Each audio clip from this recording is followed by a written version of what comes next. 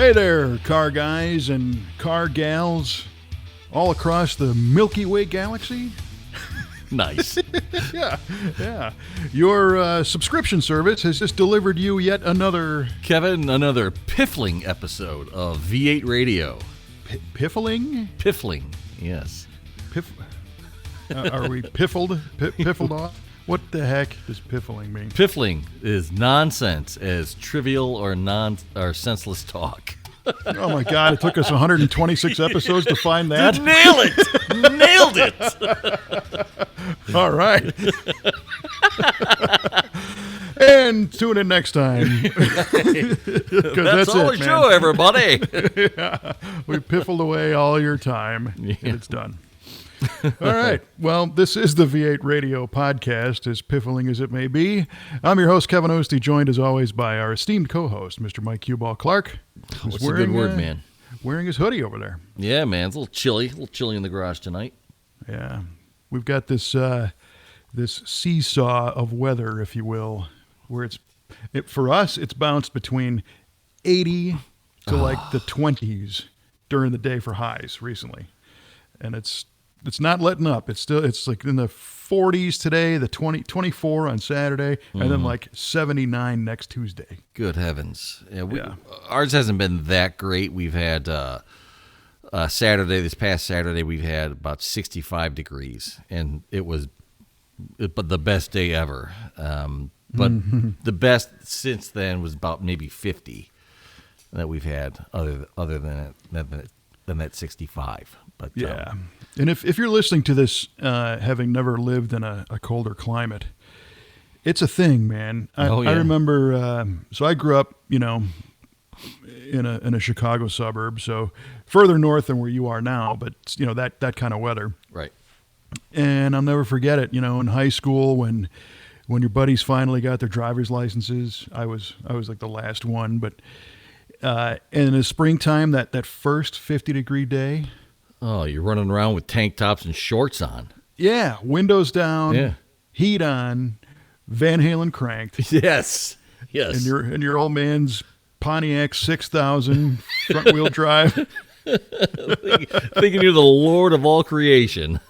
Oh yeah, my buddy Steve, his dad had a Pontiac 6000. Is that right? Yeah, we used to call it the $6,000. Nice. Very good. It was white, blue interior, 4-door. I think that was the Pontiac version of the Chevy Citation. Is that Celebrity. Correct? Celebrity. Yeah, and the Buick, I guess it was the Skylark at that point. No, Century, Buick Century. Yes. Okay. And Olds, they were everywhere. What was it? The darn Cutlass Sierra? It could be. It's about that, maybe the same. It certainly wasn't a 98. No. It was the small front driver, so Cutlass Sierra. Yeah, it got to be Sierra, yeah. Good times. Yeah, just the high point of General Motors manufacturing.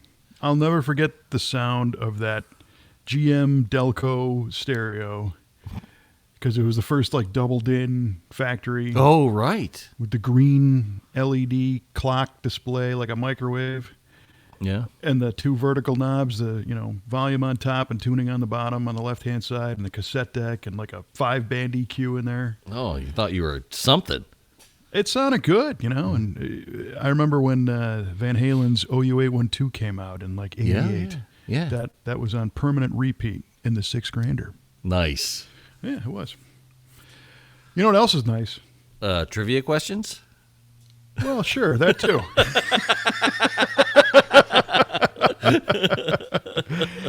Yes, so here on V8 Radio, if you stayed with us this long, you reap the benefits of our automotive trivia competition, which has no benefit. No winners, all losers. No, and we ask these stymieing questions in the beginning of the show and give each other the entire episode to ponder. Well, no, you're going to answer right away, and then you stew until the end of the episode. Just gnawing on your fingers. To find out who is victorious. So have you, in fact, prepared a trivia question, my friend? Yes, sir, I have. This one's going to be quick and easy, Kev. What company is the world's largest tire manufacturer? Holy mackerel. Now, is this the manufacturer of the world's largest tire? No. Or No. What company produces the most tires every year? The better way to phrase that question. Yeah. Well, let's see here. So there's only like, I was going to say there's only like 2 tire companies left because it seems like they've all conglomerated and merged together. But then there's a whole bunch of European and Korean and Chinese tire companies that are not part of the conglomerations. So I really don't know. I was going to say Goodyear, and then I was going to say maybe Michelin, and then Strong guesses. yeah, but something tells me it's not going to be that popular of a brand. Like it's going to be, whoever makes, Kelly Springfield was like one of these companies is a parent company that makes like all the brands. I don't know. Because you've got Falcon, and you've got Toyo, and you've got Nitto, and you've got Kumos. Kumo. Yeah. You got Bridgestone Firestone and that whole deal. Yeah.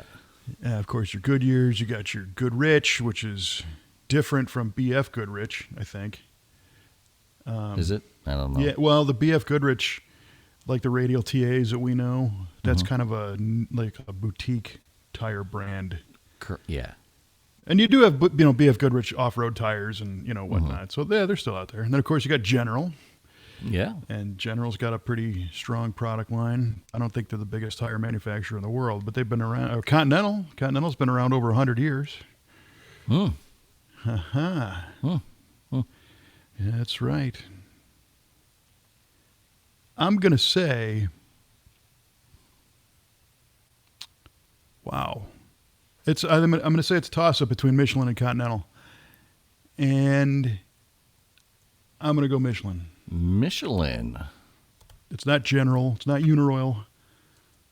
It's not the Phillips 66 wide action. Like the picture I posted the other day. Right. Nice. All right. Is that your final answer? Yeah, I can think of more tire companies the more we talk, but nobody cares. So I think it's going to be Michelin, my final answer. Cool. All right. Duly noted, All right. sir. Okay. All right, I got one for you. Lay it on me. Why is it called a panhard rod? That would be a panhard bar, sir. Is what I call it. Why is it called a panhard bar in the Clarke household?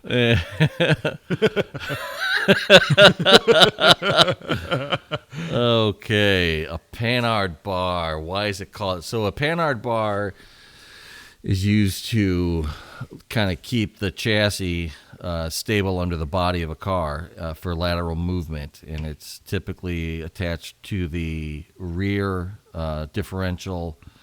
And then attached to the frame of the car, and to keep things centered. There's different designs. There's like a single panhard bar, there's a double bar, depending on what your use is. Double bar, I think, is something else. Is it? Okay, well, forget I said that. That's a Watts link. It is a Watts link. Thank you. Gosh dang it. But that's a different trivia question. Yeah, thanks. Why do they call it a Watts link? Okay, so why is it called a panhard bar is what he is asking.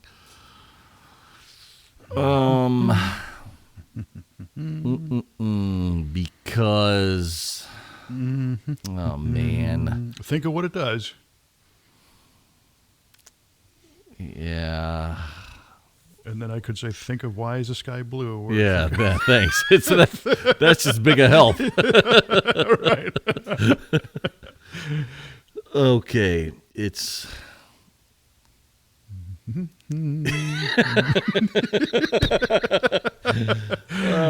there's a dashboard answer coming up right now. All right, because I was just hearing fingers getting ready to touch the skip button on their devices.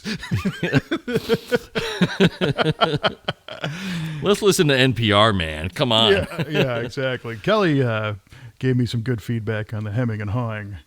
Oh, did she? She's Yeah, like, you got to knock that off. She's impatient by nature. Yeah. She's like, just answer the question. Okay. And I said, sometimes you don't know. You gotta You got to sound it out. You got to let it go, let it flow through. That's it, man. You gotta tap into your inner whatever. Your inner panhard bar. I wouldn't be tapping that right now.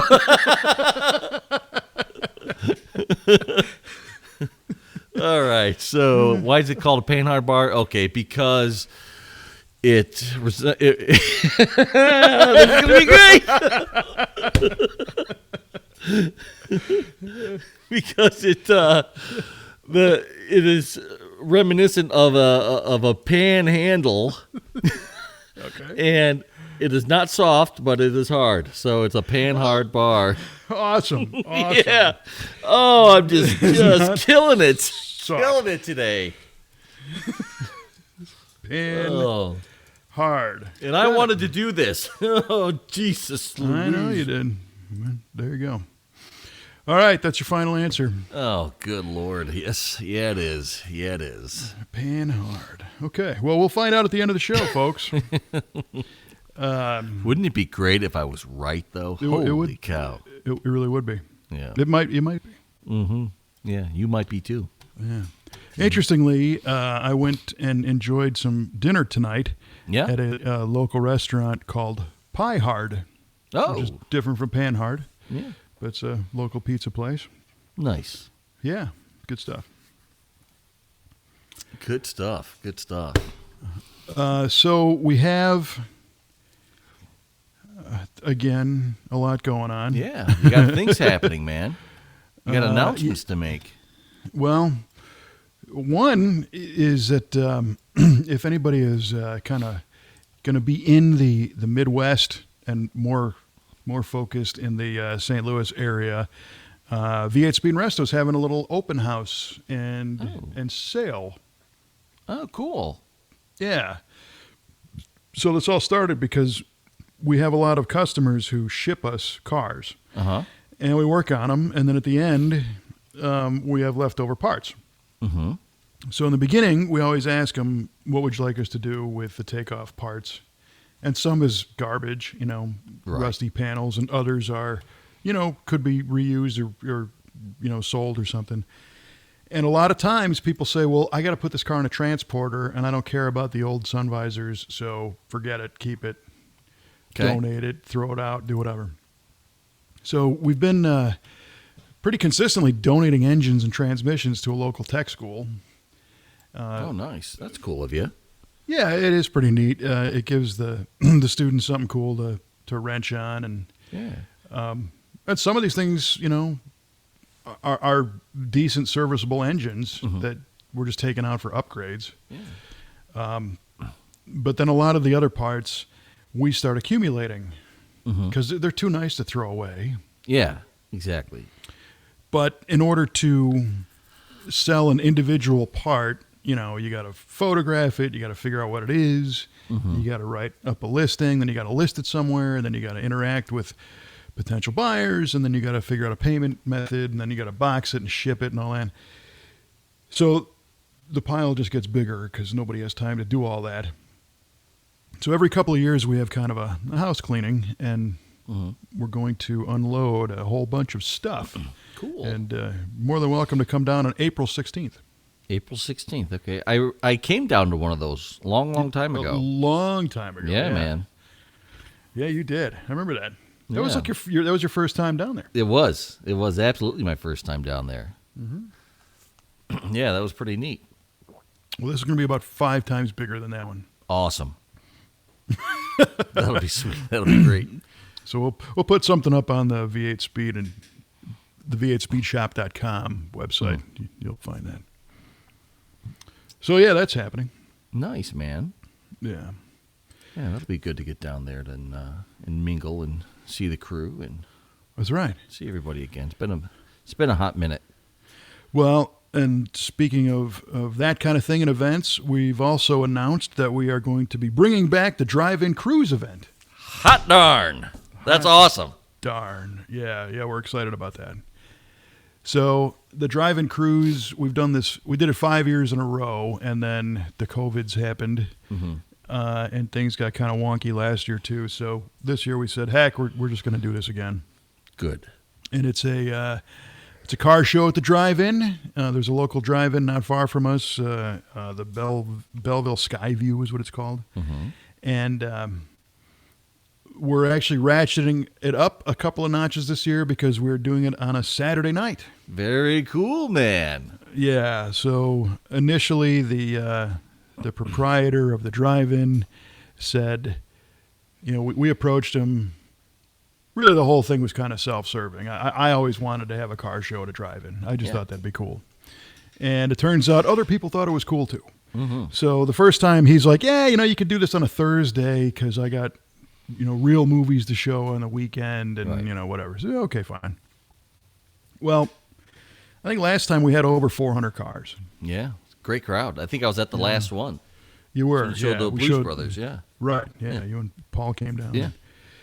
That was a lot of fun. It's a lot of cars. So, and a lot of people said, hey, if you do this on a Saturday, I'll be able to come out. Thursday night I got to go to work in the morning, or I got, the kids got something going on.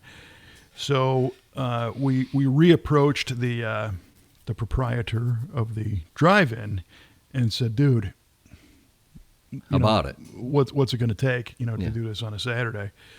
So he basically just kind of doubled his fee because we rent the place. Yeah, I guess he can do that. And then the pittance we charge at the gate. It's a one price for the whole car. So if you got 10 people in the car, it's the same price as if you come by yourself. So bring your friends. It's $20 for everybody, and that gets you a goodie bag, and it also gets a raffle ticket for some pretty serious prizes. Really? Well, in the past, we gave away a full set of Toyo tires. Ooh. We gave away a Bear Brakes Remaster Billet Master Cylinder. Oh, right, yeah. We've given away Dakota Digital gauge sets and cruise control kits and lots of stuff. I think we had, 10 or 12 grand, 15 grand worth of prizes. Wow. Yeah. That's very cool. It is cool. And it's because we work with, a lot of great companies that also think this is fun. So they contribute that stuff. So for the entrance price, it's worth it. But this year being on a Saturday, we can actually do the double feature if we want. Yeah. So we can start it a little bit earlier and we can run 2 movies. We might start this in the middle of the day and do some kind of maybe a swap meet kind of thing or some displays. Oh, yeah. Could do that. Might have a band. I don't know. Who knows? And then the other thing that we want to evolve into is the Skyview's got 2 screens. And in the past, the first couple of years, we had everybody looking at one screen, and that was that. Yeah. And the last time, it was big enough to where we had to show the film on 2 screens because we had people in both sides. So I think what we're going to do this year, you can't please everybody. You can please a lot of them. Right. Yeah, it's no one's going to like the same movie. Right. So a lot of the feedback we got was, you guys show old movies. And a lot of more. We showed American Graffiti. We showed Bullet, which of course is, from the 60s. And then they're classics. They're not old. They are classics. But if you were born in the past 20 years, you have no idea what these films are. They don't mean a whole lot to you. Yeah. You don't have much of a connection. So I think we're going to take the second screen and do a pair of more modern films. Okay. So we'll have those who want to see something from that classic school of old car films on the one, and then if you're just by example, a Fast and Furious guy, or maybe I consider like, Talladega Nights or something like that to be a newer film, that a lot of people know. Maybe those will be on the other screen, and we'll be able to satisfy and attract more people to come to the big party. Yeah, man. That'll be solid. You should get what's that band from SEMA, the Las Vegas band. Oh my gosh, yeah, Patrick and the Las Vegas band, yeah, the LVB, yeah. Get those guys out here. That would be stellar. Yeah, man. Woo. Those guys are awesome. Mm-hmm. Did I told you what they did for me this year? At the SEMA reveal on Monday night. You did, but so remind me again. Patrick and the LVB is one of the hottest bands in Vegas, and they play all kinds of stuff. They've got some casino gigs, but they've got other private gigs and parties and their own concerts. And it's a big band. They got horns, they got keys, they got they got everything, and they can play absolutely anything. And they've been kind of the house band for SEMA for the past couple of years now, which is great because we work together very well. We know each other, and it was pretty cool because Monday night is the SEMA Monday night reveal, and they're the band on stage. It's kind of like that late night talk show kind of feel with the world's most dangerous band over there. Right, man. And they're going over their set list, and this thing's going to start in an hour. And I was talking to Patrick, and I said, "You guys good to go?" And they said, "Yeah." And I said, "Hey, I'm not asking, but I'm just curious if you're familiar with a certain song." And they're like, "What is it?" And I grabbed the song off YouTube on my phone, and I forward it to Patrick. And the song is a song that I really dig. I've liked it for a long time, and I thought it'd be really cool if they knew it, and if they were free to deviate from their playlist, because their set list is probably approved by SEMA Muckety Mucks and whatnot. Right. If there was an opportunity to slip this thing in, it was just kind of a fantasy. It's a song called Daydream by Freddy Jones Band. Oh, yeah. Yeah, great song. Great song. Good band. Yeah. In fact, we should make that the cruising song of the show. There we go. Or one of them. Yeah. So go look that up. Freddy Jones Daydream. So Patrick's like, yeah. No, I never heard it. What? Oh, man, really? And, it's came out in 91, I guess, 92, and they didn't know it. So, okay, cool. That's fine, So I leave. I change into the tuxedo for the event. I come back, and Patrick looks at me and he goes, "We got you." And I said, "What?" And he's like, man. "Yeah, you just, when this thing kicks off, you'll know." So time clock goes down, and boom, the band starts, and they're playing the intro to Freddy Jones in a Daydream. And they're killing it. And I'm like, oh my gosh. And those guys learned it in less than an hour. Good heavens. Wow, that's talent.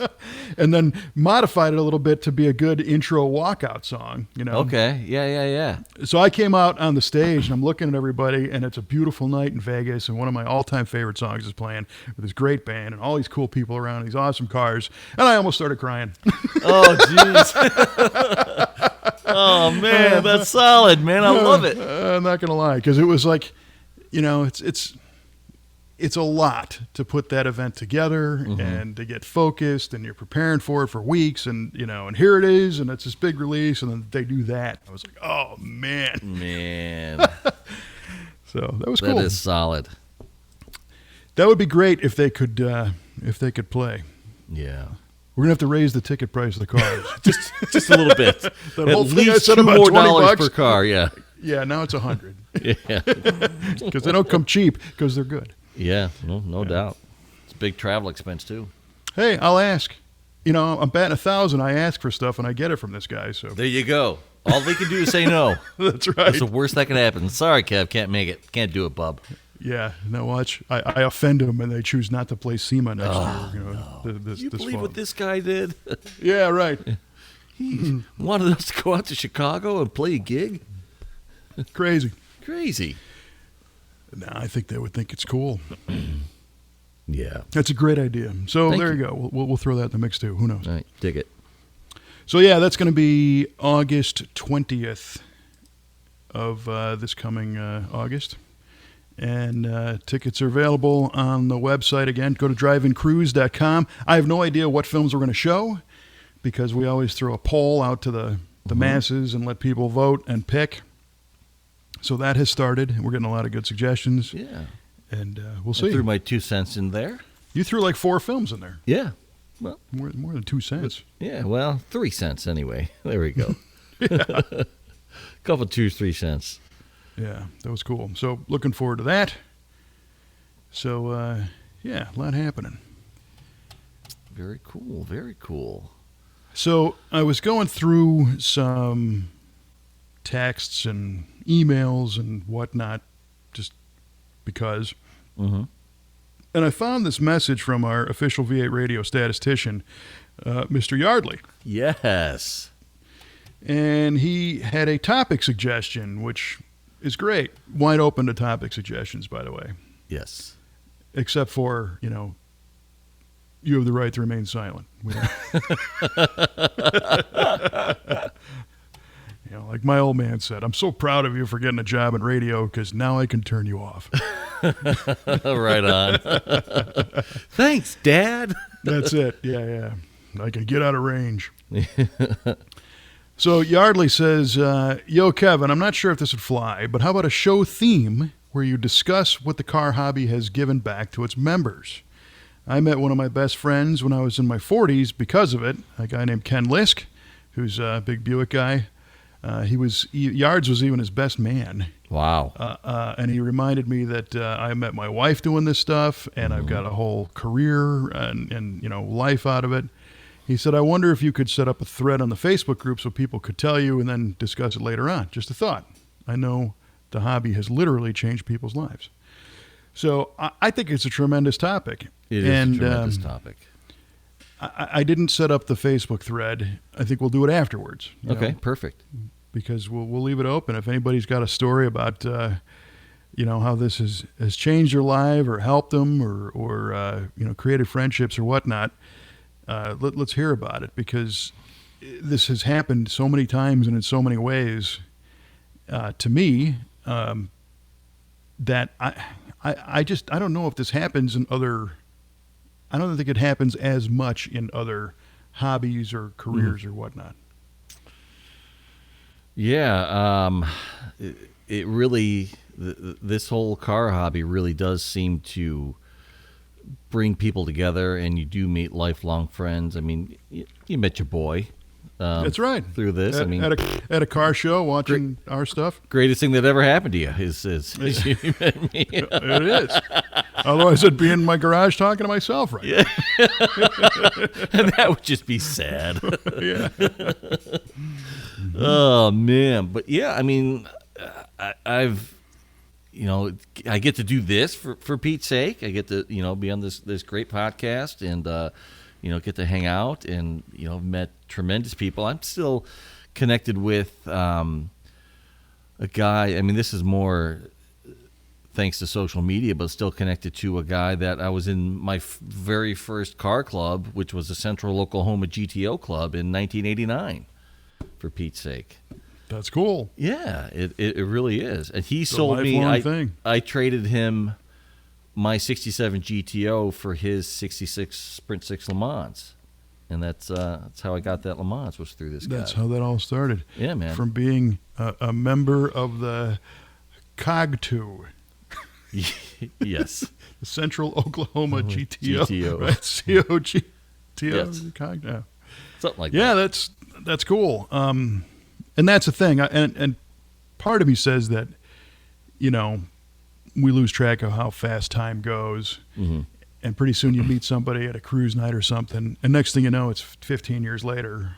Yeah. And you're still buddies. You still see them at the cruise. And, I get that a lot.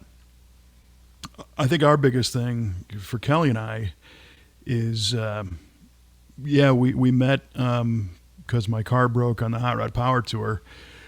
But more importantly, on that trip, I was trying to do the math.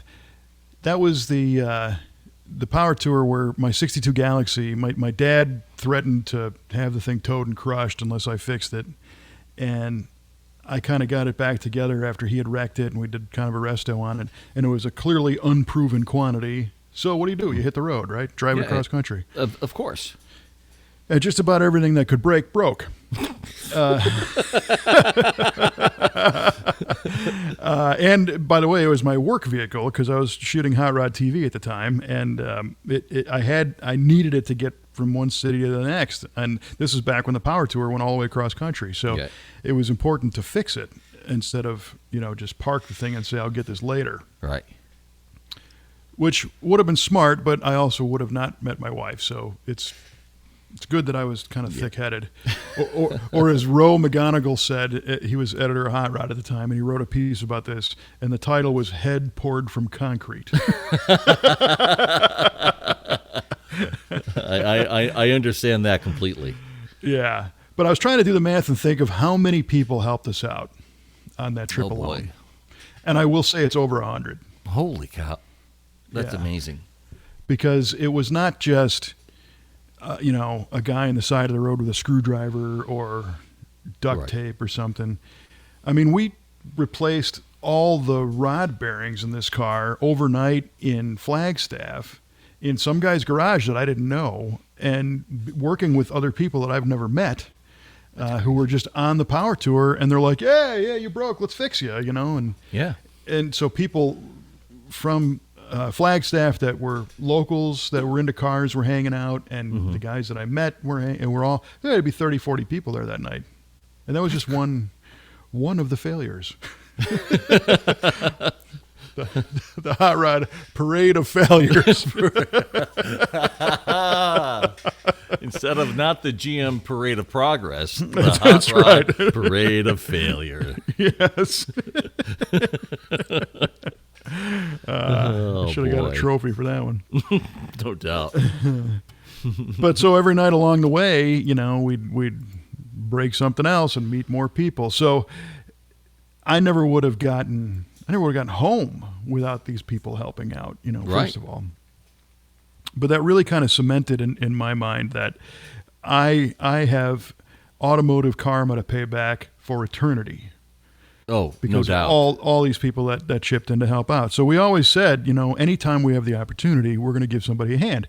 And, there's just a variety of people that helped us out. I mean, we had, in Colorado, a farmer that let us use his welder in his shop and everything. I mean, just all kinds. And the farmer had nothing to do with cars. He was just in a pizza place. And oh, no kidding. Magnante and I and Kelly were in the pizza place. And I'm like, I got a broken air spring mount. And Steve's like, oh, yeah, well, you're going to have to fix that, because you're not going to be able to finish the tour unless you fix the spring mount. What do you think? Oh, my gosh. He channeled through you right now. Holy cow. Yeah, hopefully it'll wash out. And Kelly, we were, in this little town in Colorado, and Kelly's like, well, there's a farm light over there. They got everything you need. Farmers got everything. So, do you think it's safe if we go over there? I mean, I guess so, So we just said, anybody know who that farmer is? And one guy's like, yeah, I know the guy. I'll take you over there. And drove us down, knocked on the door. Yeah, what do you need? A welder and some 18 gauge. Yeah, there's a pile over there. Go ahead. So we made some mounts. And nice, man. So all those little experiences, really cemented the fact that we had firsthand experience of how great people are. Mm-hmm. And when we, even today, if we go down the road somewhere and you see an old car on the side of the road, we stop. Yes. Just about every time. If they've got 4 or 5 other people there and it looks like it's under control, then, we might move on just for safety. But somebody sitting there by themselves or whatever, my Galaxy, I always have a toolbox in the back because I've learned from that trip. And, we've helped all kinds of people with little stuff or bigger stuff. And it all kind of culminated to a degree when the Hot Rod Power Tour actually came, and Drag Week came through Red Bud, Illinois, right past our shop's front door, which even saying that now doesn't sound like it's even possible. Right. I mean, how perfect is that? I mean, that's beautiful that it came through. Yeah, it really was. So we're not far from Gateway, Worldwide Technology Raceway is what it's called. Right. Formerly Gateway Motorsports Park. By the way, the Worldwide Technology people are doing an awesome job with that place. Are they? all kinds of cool stuff to do. Oh yeah, Good. yeah. Oh, All good. year I'm glad to round. hear that. They even do a holiday light thing in the wintertime. Really? So yeah, the track's closed, but you can still go there and do stuff. Cool. Yeah. So anyway, Power Tour, their stop was there, and then Drag Week actually competed there. But when the Power Tour came through town, the organizers needed to get from the St. Louis area to, I guess, Memphis. And I guess both of those trips went to Memphis next. And a good way to get there is to take scenic Route 3, rural Route 3 in Illinois, and that's basically what our shop is on. Our address is Main Street because Route 3 turns into Main Street in Redbud where our shop is, and then it turns back into 3. Nice. So I think it was, 2014? I guess 14, 15 maybe, when the Power Tour people, now I hadn't worked there in a long time, but I still knew a lot of the event organizers and people that run the events. The automotive events world's pretty small, so I'm fortunate to have worked with a lot of these different people. But they were going to do their pre-run, and they came right down Route 3, and they're like, ooh, this little town of Redbud, Illinois is pretty cool. It's picturesque, you know. It seems to be kind of car friendly. So they drove past and called me, and they said, hey, do you and they put it interestingly. They said, yeah, we just drove past the front of your shop. And I said, well, why didn't you stop in? And they said, well, we're planning a route for something, and we had to keep going. Uh-huh. And they said, you can kind of figure out what it is, because it's a big secret, you know, obviously, where the route's going to be, especially for Drag Week. So sure enough, you know, a couple months later, I find out that they want to bring the Hot Rod Power Tour through town, which is, you know, at that point, it was 3,500 cars, 3,300 cars. And so I went to City Hall, and I gave a presentation to City Council and to the Tourism Board and to all the sheriffs up and down Route 3 and emergency people, trying to warn them that you're going to get thousands of hot rodders through here. The Chamber of Commerce was there, and I said, make sure all the doors are open. Make sure, you know, these people are going to be thirsty. They're going to need gasoline. They're going to, you know, some of them are going to have problems. Right. So Redbud rolled out the red carpet, man, and we opened all of our doors, and we told our crew, anybody who pulls in with any problem, just fix it.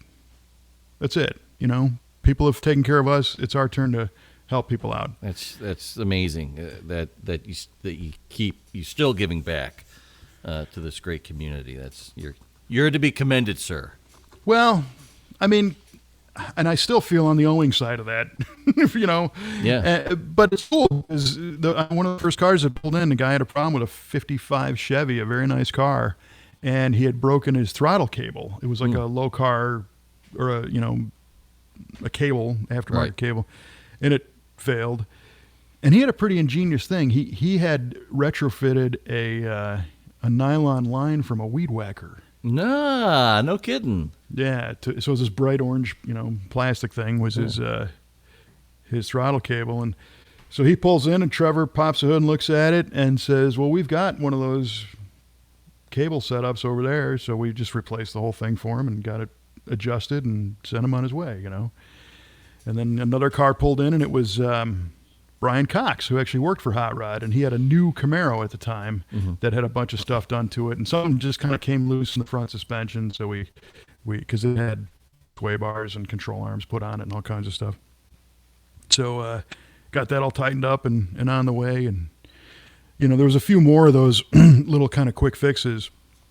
And then a few months later, when Drag Week came through, the first one we heard is that the 6 Seconds car, Tom Bailey's car, had fried the alternator because it had redundant electrical systems, because they were racing it at 24 volts. Oh, okay. And then they were driving on the highway at 12. And that was causing problems, and so they were stuck. Well, they ended up landing right in front of our local John Deere dealership, so those guys took care of them. But then I get a call saying, hey, there's this cream-colored 56 Chevy on the side of the road that needs a hand. And it turned out to be Joe Barry, who runs, at the time, was I don't know, 7-second 56 Chevy. Yeah, it's Holy a cow. big giant nitrous motor, beautiful car. Mhm. And he had the same problem. He was running the high voltage system, and it fried his cooling fan.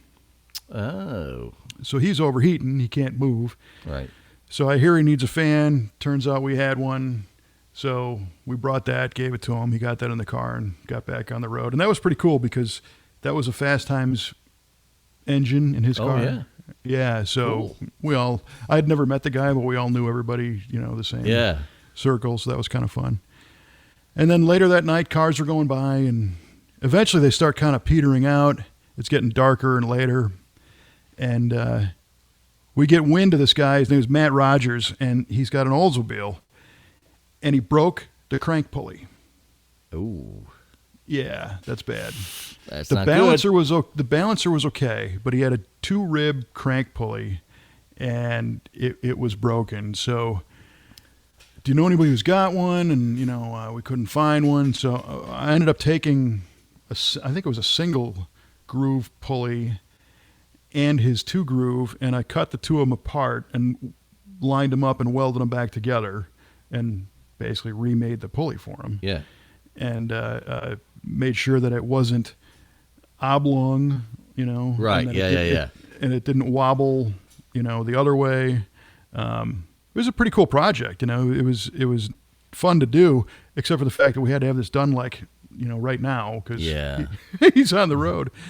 So it held, and in fact, just this past week, I got a Facebook friend request from him. Oh, very cool. And he sent me pictures. He's like, I don't know if you remember me, but you fixed my pulley, and here it is. Oh, terrific. Yeah, and that was cool. So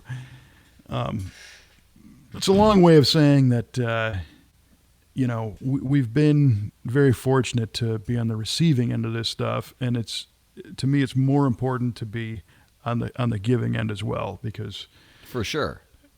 I'm going to need it again. I know. And you will too. Oh, are you kidding me? We all Absolutely, will. I'll need it. Oh my gosh, I've gotten so much help with this GTO. Just I owe for the rest of my life on all the help I've gotten. And you came up just to help out when we were trying to get the engine put back in. Yeah, And but I really all of didn't do anything. The help with the parts that you've given me, and all the great advice and all that good stuff. And you even got to come up and drive the car after it was running, and gave it a nice sign of the cross. That was cool. Yeah, it was good stuff. And my buddy Randy, who's helped me tremendously with this project. I'll never be able to get out of debt with him. Mm-hmm. I'll be in his debt forever. I mean, he's been tremendous. And his neighbor Scott, we've used some stuff at his garage, his next door neighbor, and this other cat with a blaster that we took our parts over there to blast parts that needed it. And it's been just, everyone's been so open to help this charity case that you're looking at right now to help get things going again. Well, and the coolest thing about it is we're using words like debt and owe and payback, but really that's just doing more cool stuff. Yeah. Yeah. Yeah. If a friend needs a hand putting an engine in, well, that's fun. I'm going to go do that. It's not like That is fun. It's not like I have to go mow 1,000 lawns or something, or do some horrible task that nobody Right. wants to do. It's like, no, everybody wants to do that. Yes. Stuff. So helping somebody out is always challenging, and it's fun. And the side benefit is that people are gracious and you make friends. Yeah. Yeah. Absolutely. For sure. All day.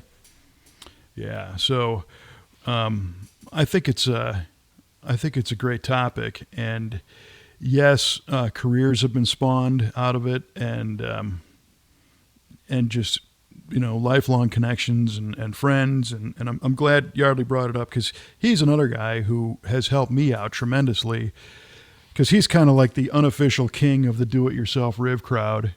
Yeah. With his Buick, he's one of those guys that, and I know he's listening, and I mean this in the best way, but he's one of those guys that just by nature has to do things the hard way. Okay. Obstacles just pop up for this poor guy, and it's like, oh man, really? And he's persistent as hell, and he'll get it done. Mm-hmm.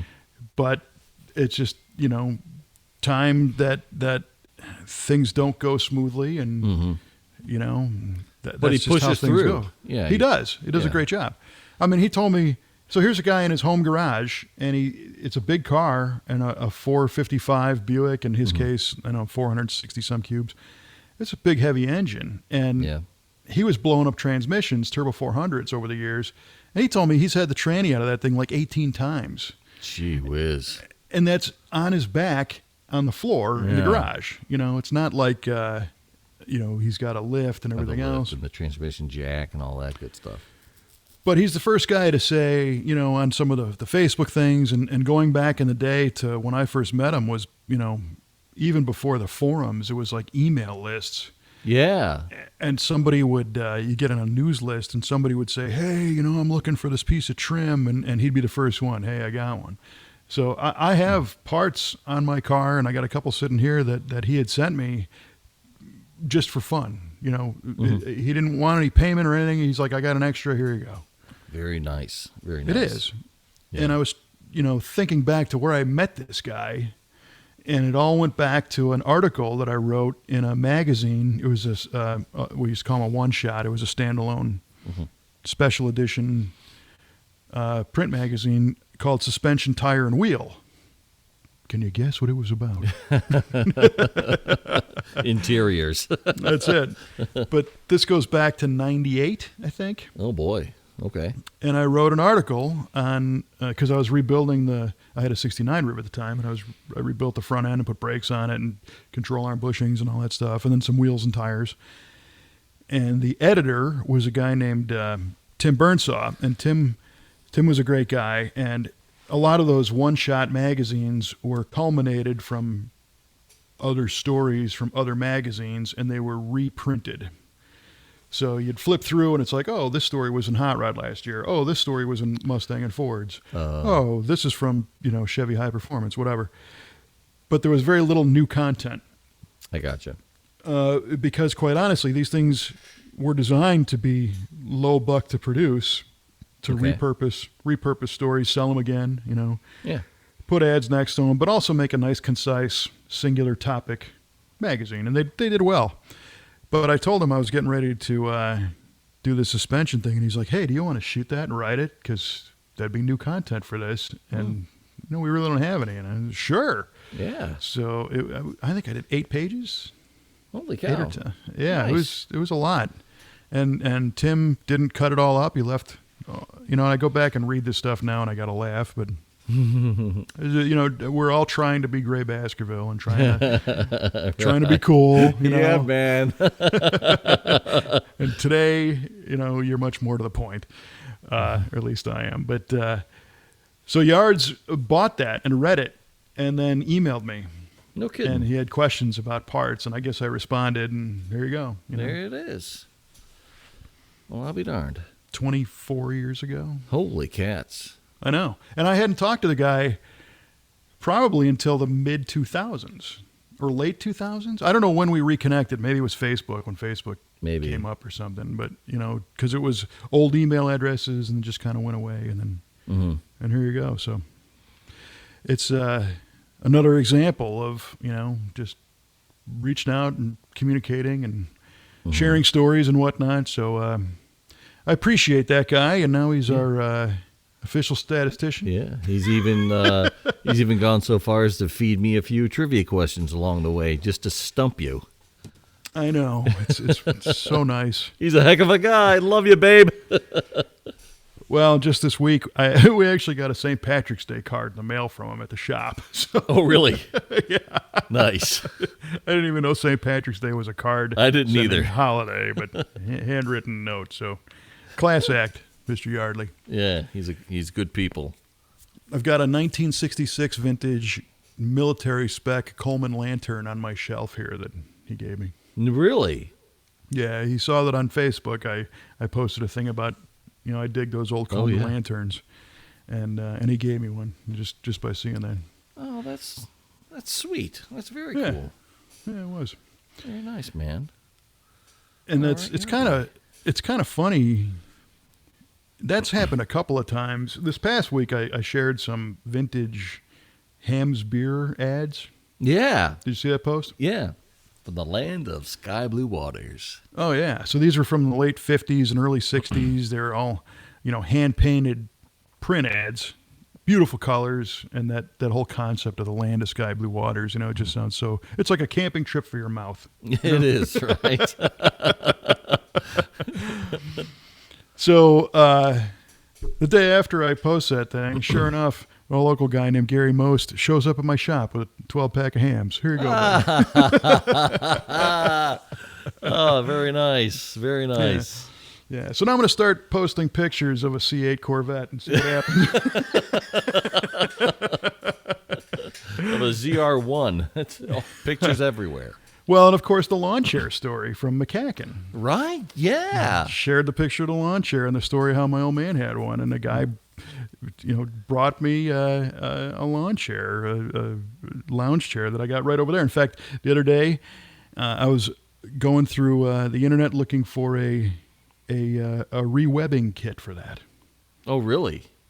That's what you used to do. You'd buy your lawn chair's aluminum frame, and after a couple of seasons of sunlight and wear, the webbed nylon straps would fray. Yep. And then you can unscrew the one end, and there's a little clip, and you can unwind it and re-web it.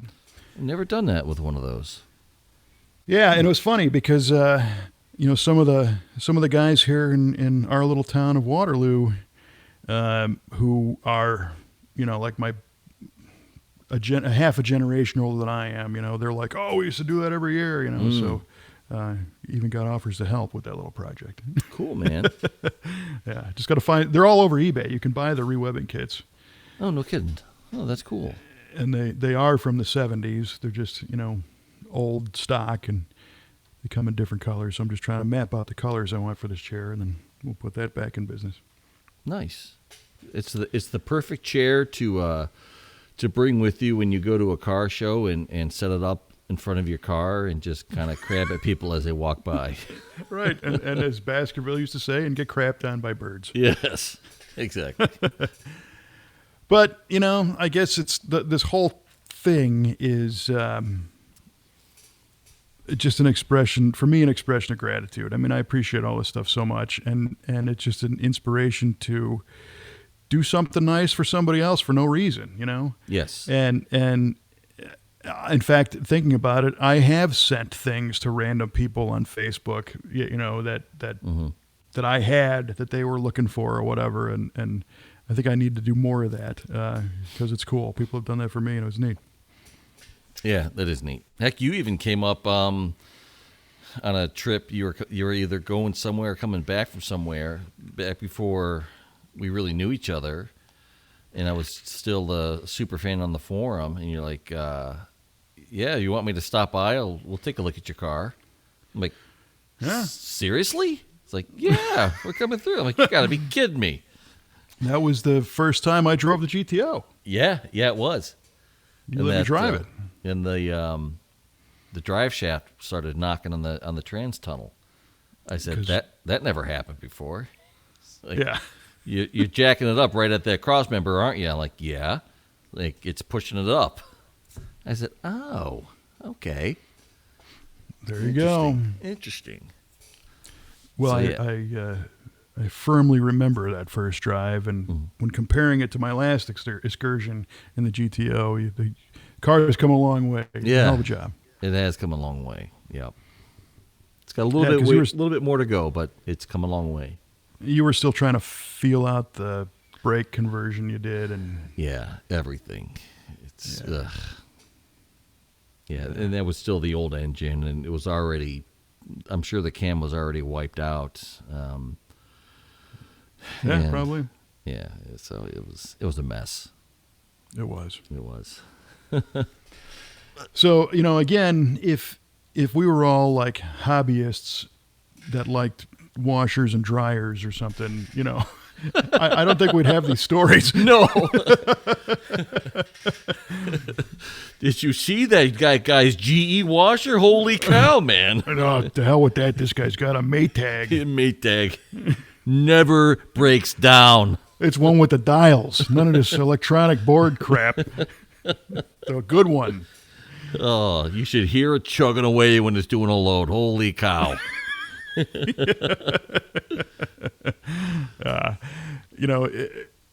We talked about SEMA a little bit before, but the SEMA show, of course, is kind of the mecca culmination of every possible enthusiast direction, from car builders and car owners to manufacturers and retailers and parts people and the whole thing.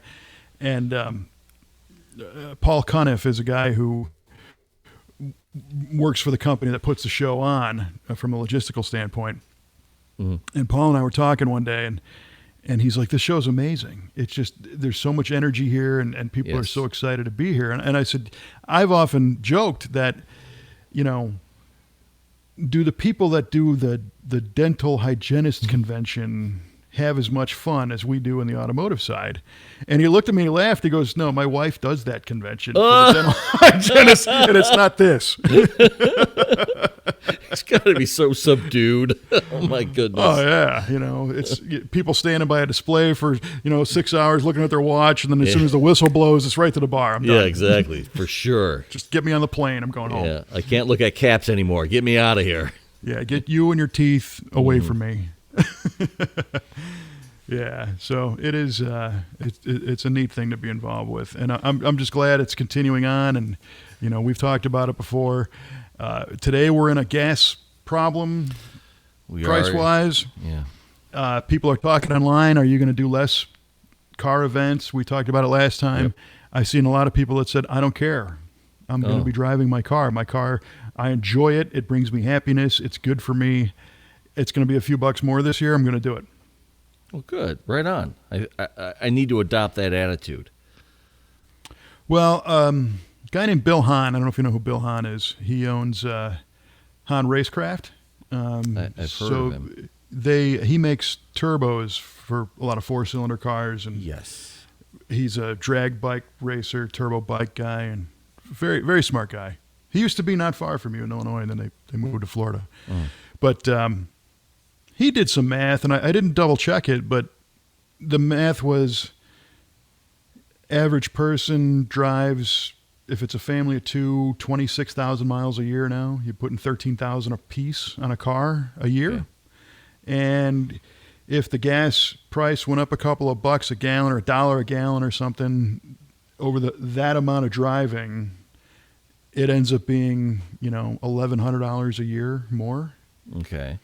That's $1,100. Yeah. But it's not like $6 million. True. And it's over a full year. If the prices stay where they're at. Yeah. So it sucks, but I tend to look at things financially from the negative side, like, oh my God, it's going to cost me $8 to drive my car to work and back. Yeah. But at the same time, spanned out over the course of the year, and the fact that I don't drive my specialty cars very often, and it's probably not going to be very much different. Well, I filled up the Suburban the other day, and oh my gosh, I filled it up at Costco, and the pump automatically stops at $100. Yeah, and it stopped, and I had more to go. Yeah. And that was a big eye opener. I mean, when I bought this thing, gas was right around $2 a gallon, I think, and that's doable. I was all right with that. But now I'm like, oh my gosh, and I'm driving like a granny on the road. Mm-hmm. I'm trying to take the expressway everywhere I go just to keep that steady 55, which it gets the best mileage. Hyper-miling the Suburban. Yeah, I'm trying. I'm putting it in neutral when I stop somewhere, and holy cats, if I see a train, I'm shutting it down. Mm-hmm. I'm like, I'm not going to idle here. Are you kidding me? It's going to be like, 50 cents in gas just to sit here. Can't do it. Yeah, and that's all true. I'm not discounting that, but I'm trying to compartmentalize, like you driving the GTO, or me driving the Rib or something. It's going to be an effect, but it ain't going to be, Right, not the end of the world. You're right. And you got to learn. You got to be smart. I've been telling people for years. Look at your week coming up, and say, what do I have to do this week? Well, I got to get a haircut. I got to take my shirt to the cleaners. I got to go to the gas station. I got to go to the grocery store. So rather than do each one of those individually, just plant a loop. Boom. Do it all now. Yeah, I agree. One trip, you've saved 75% of the gas. But people don't think like that in this country. They're starting to now. Yeah. I'm coming around to your way of thinking on that. Definitely need to be more efficient with my travels. Yeah. It takes a little bit of doing to plot ahead and go, what do I need this week or whatever. But anyway, we're just hoping it all comes back down. But at the end of the day, thanks to Yardley for the idea suggestion of sharing stories, because it's kind of what makes this whole thing. They always say it's not about the cars, it's about the people, and I think that's true. It absolutely is about the people all day long. Yeah. Otherwise, it's just a bunch of cars sitting around and no one doing anything with them. Right. Like our trivia questions that are sitting around. You are the king of segues, sir. I love it. It made no sense whatsoever. All right, so let's unveil the answers that people are so desperately waiting for. So, Kevin, I asked you what company produces the most tires every year. Oh, and yeah, right. You said, after some back and forth with yourself, you said Michelin's. And I'm sorry to say, sir, that is not the correct answer. Yeah, the correct answer is the Lego Company. You jag off twice. Once for the trick question, and two for pre-planning the sound effect, because you knew I was going to get this wrong. So, at 318 million tires a year, Lego's in the Guinness Book of World Records for most tires produced by any company. Yeah.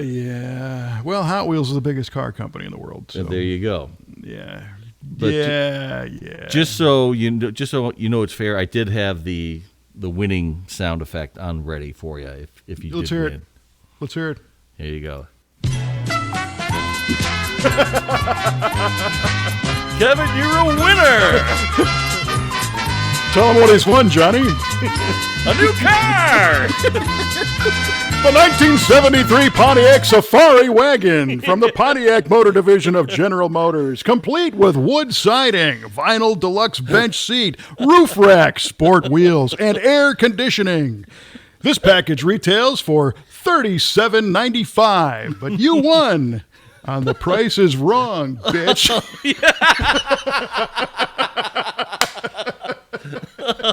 Yes, sir.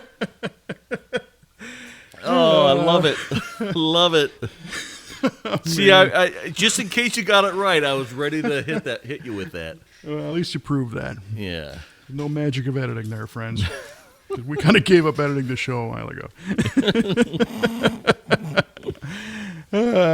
All right. Well, why do they call it the Panhard rod or Panhard bar? And you said... Oh, we're still doing this. Okay. Hey, oh, yeah, it ain't over. That was a big finish, but no.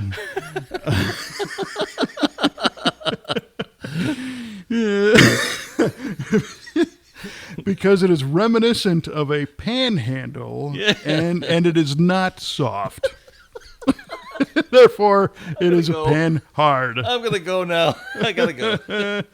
Yeah, and I got to see if I can find a sound effect. The correct answer is not that. No, really? Unfortunately. Yeah. Shocked. It's hard to believe. The Panhard bar is named after the early 20th century French car company of the same name.